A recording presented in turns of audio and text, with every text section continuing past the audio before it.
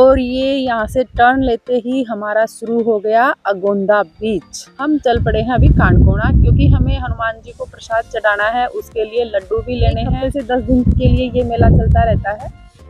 यहाँ पे है सेंट ट्रेजा चर्च कम स्कूल। जब भी कोई फंक्शन, सेलिब्रेशन, पूजा पाठ या घर में कोई प्रोग्राम होता है तो भाई हम जो भी मिठाइयाँ होती हैं वो हमेशा सूरज मार्ट से ही खरीदते हैं। दोनों तरफ गहरी गहरी खाइयाँ हैं। ये है हमारा करमल घाट, जो बहुत ही डेंजरस जोन है, बहुत एक्सीडेंट्स वगैरह होते रहते हैं यहाँ पे। इन्हें कहा गया है तपोभूमि, क्योंकि देवता या हमारे महान पुरुष हुए हैं, उन्होंने तप किया है। नारियल और अनानास, काजू, सब ऐसी फसलें यहाँ पे उगाई जाती हैं जो पहाड़ों पे इजीली हो जाती है। ये सिर्फ ईंट पत्थर ही नहीं, श्रद्धा से बना हुआ ऐसा स्थान है जहाँ पे पूजा करते ही एकदम महसूस होता है कि हम ईश्वर की गोद में हैं। देखिए भाई, सभी कुछ ड्राई हो चुका है। ये काफी झाड़ियां काट काट करके रास्ता बंद कर रखा है, क्योंकि ये एक डेंजरस जोन है। कोई भी पहाड़ी से नीचे जा सकता है, गिर सकता है। जो श्री राम के हैं वही हनुमान जी के हैं, और जो हनुमान जी के हैं उन्हें कोई जिंदगी में हरा नहीं सकता। क्या आपने कभी ऐसा सुना है कि कोई हनुमान जी का मंदिर है और वो ऐसी जगह पे है जहाँ पे जाना बहुत ही मुश्किल, यानी कि एक परीक्षा के जैसा हो जाता है? तो भाई मेरे घर के सामने ये हैं 7 पहाड़ियाँ, और जो सबसे ऊपर की जो 7वें नंबर की हिल है उसके ऊपर है एक हनुमान जी का मंदिर। आज विजिबिलिटी इतनी ज़्यादा नहीं है क्योंकि समुद्र में साइक्लोन आया हुआ है, उसके कारण हवा में मॉइस्चर है। पर आज हम अपनी यात्रा शुरू करते हैं, चलते हैं हनुमान जी के मंदिर लेके प्रभु श्री राम का नाम। जैसा कि मैं पहले बता चुकी हूँ, हमारा घर एक जंगल में है, तो यहाँ से रास्ता थोड़ा कच्चा था। अभी ये यहाँ से कंक्रीट का रोड स्टार्ट हो जाता है। ये हमारा नेबरहुड है, यहाँ पे घर शुरू हो जाते हैं अगोंदा विलेज के। अब ये हम यहाँ से निकले, ये इसे बोलते हैं वाला मतलब जगह का नाम है ये। और ये यहाँ से टर्न लेते ही हमारा शुरू हो गया अगोंदा बीच। मेरे लेफ्ट साइड में हमारा अगोंदा बीच चल रहा है। बीच में एक घरों की मतलब ये रिसोर्ट्स या घर जो बोले, इनकी एक लाइन है। उसके दूसरी तरफ हमारा अगोंदा बीच है।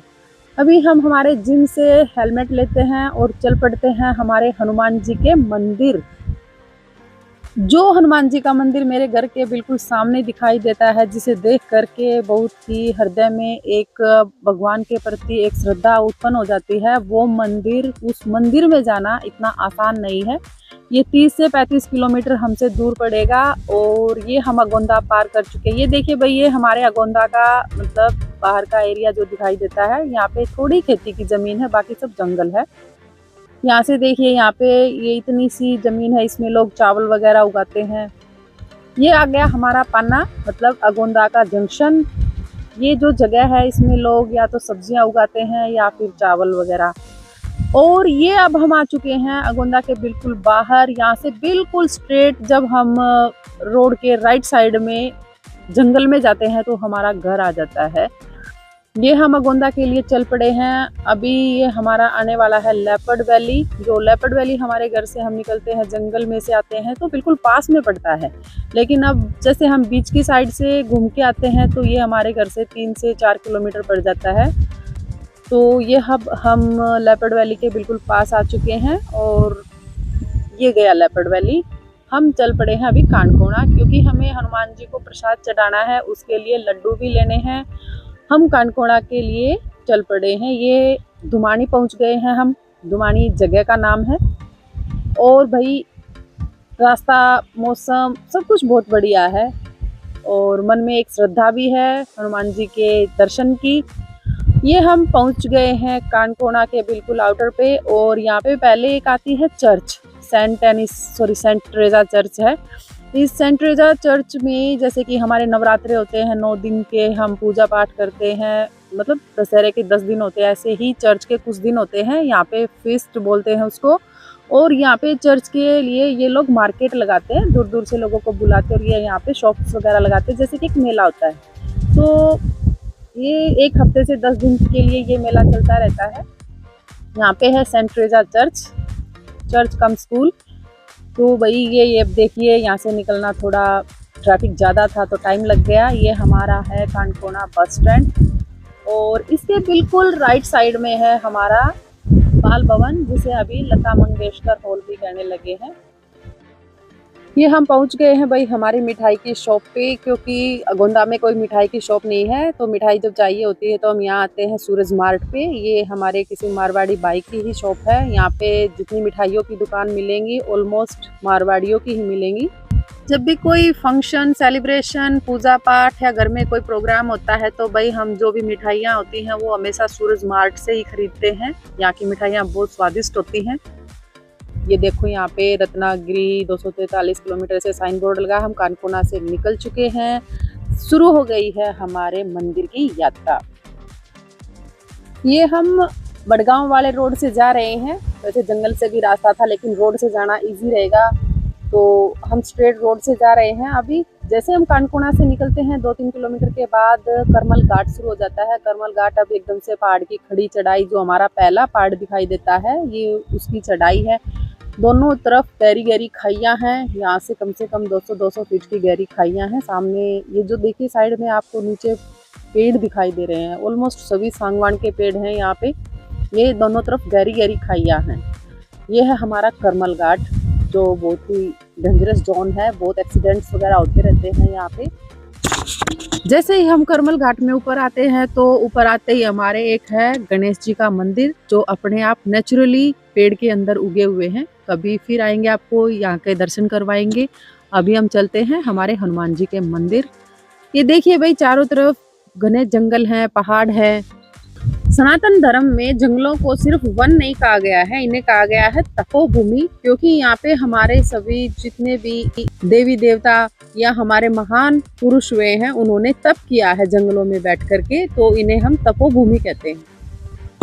काफी अंदर आने के बाद भाई हमने यहाँ से लेफ्ट में कट लिया है, जो अभी पहाड़ पे चढ़ाई शुरू हो जाती है। यहाँ से सब कच्चा रास्ता और छोटे छोटे गाँव के थ्रू हम पहुंचेंगे पहाड़ पर। अभी देखो भाई चावल वगैरह सब निकल चुके हैं। ये देखिए अनानास, यहाँ पे अनानास की भी खेती होती है। नारियल और अनानास, काजू, सब ऐसी फसलें यहाँ पे उगाई जाती हैं जो पहाड़ों पे इजीली हो जाती हैं। ये देखिए भाई काफी सब कुछ सूखा सूखा लगना शुरू हो गया है, क्योंकि जनवरी ऑलमोस्ट जा चुकी है। तो अभी हमारे यहाँ पे फरवरी के बाद मार्च, अप्रैल और मई बहुत ही भयंकर गर्मी होती है, सब कुछ सूख जाता है। अभी सिर्फ वैसे अभी तेज धूप भी हो रखी है, तो इसलिए देखिए आप शाइनिंग बिल्कुल कम सी दिख रही है जंगल में। सनातन धर्म में जितना भगवान को महत्व दिया जाता है उतना ही जंगल, पहाड़, नदियों को भी दिया जाता है, क्योंकि सनातन धर्म कोई नया मत नहीं है। ये जीवन की वो पद्धति है जो पर्वतों, जंगलों और प्रकृति के बीच जन्मी है। इसीलिए हमारे सभी देवी देवता पहाड़ों और गुफाओं और वनों के बीच विराजमान है, क्योंकि सनातन धर्म का मानना है कि प्रकृति ही ईश्वर का स्वरूप है। और हमारे हनुमान जी की ये यात्रा भी इस परंपरा का एक जीवित उदाहरण है।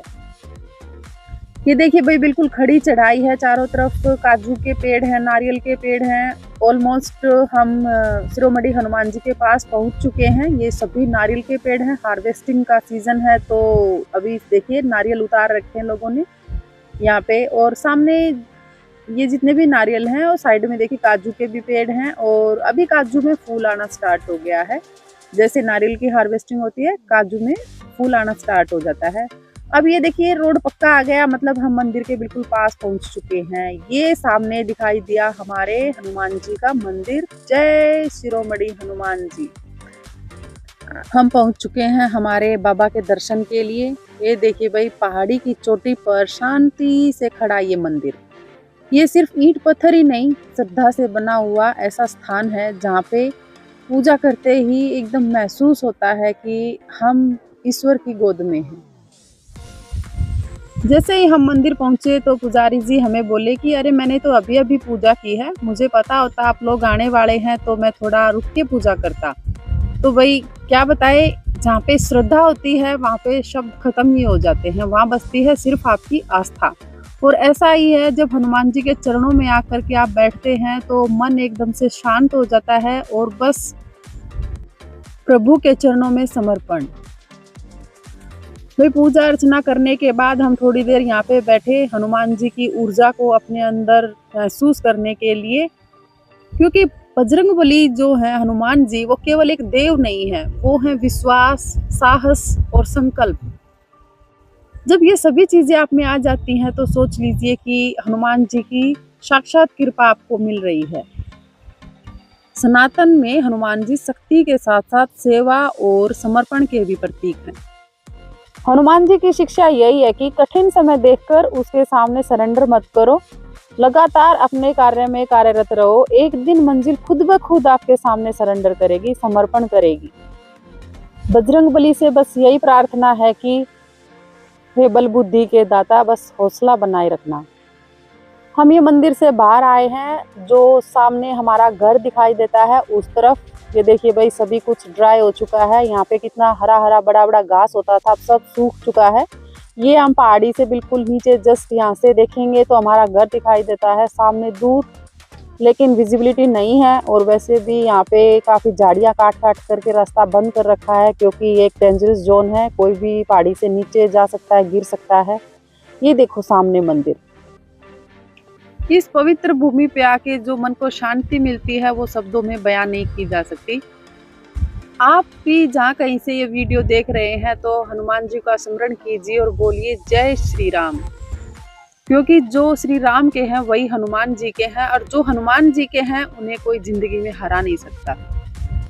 हनुमान जी के आशीर्वाद के साथ हम करते हैं प्रस्थान। अगर आपको हनुमान जी के दर्शन की ये यात्रा पसंद आई हो तो वीडियो को लाइक कीजिएगा, शेयर कीजिएगा।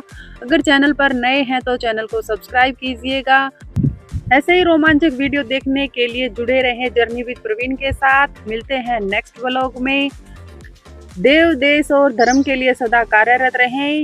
जय श्री राम, जय बजरंगबली, हर हर महादेव, जय माँ भवानी।